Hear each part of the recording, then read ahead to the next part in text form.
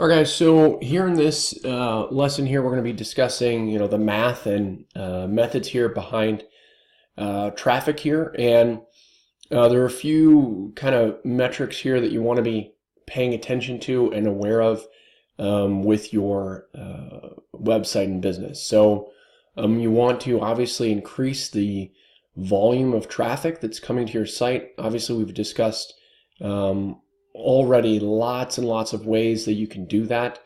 And we're going to discuss more ways to do that as well. The other thing and metric that you want to be paying attention to is lower your cost per visitor. Again, you're going to be running paid advertisements to your landing page or website, and you want to lower get that cost per visitor as low as possible. So that's the next metric.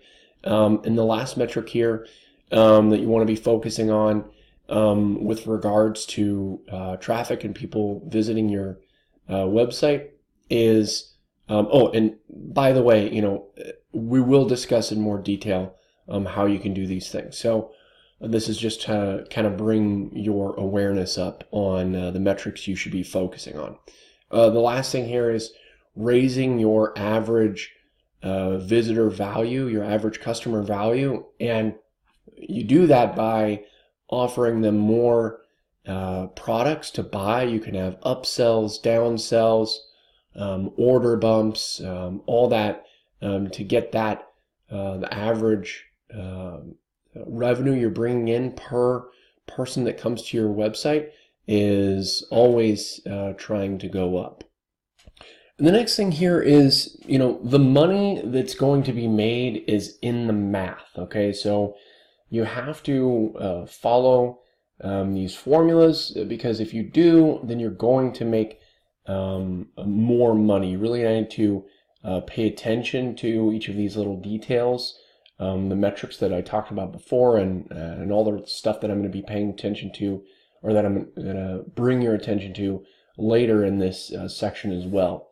You have to track everything, every little metric you have to track, because if you're not tracking it, how will you know if it needs to be improved, and then how will you improve something if you're not tracking it?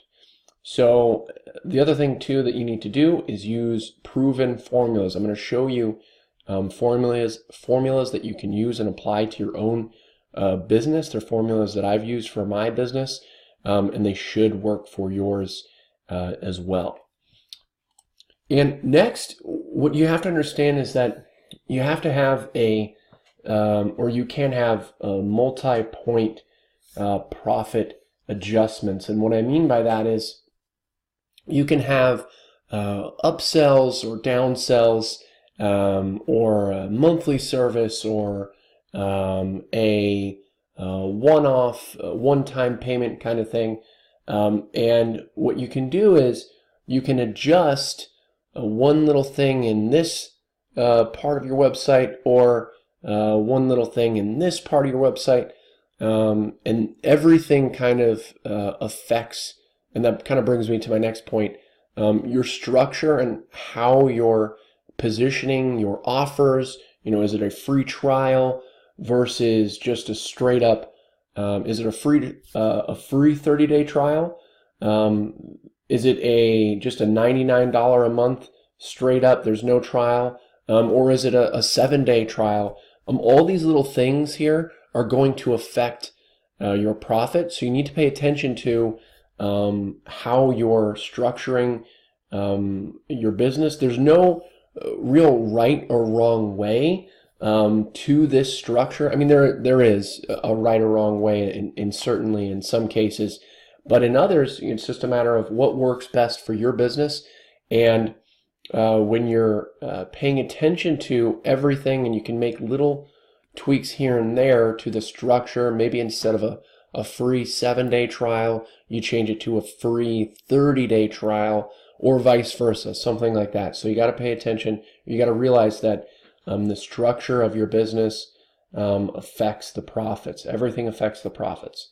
And the last thing here that I want to discuss in this video is don't try to, if if your numbers are a little bit off or off big time, don't try to fix everything all at once, or you really want to just focus on gradually improving, because first of all, it compounds and it's easier to do to just make a tweak here and there.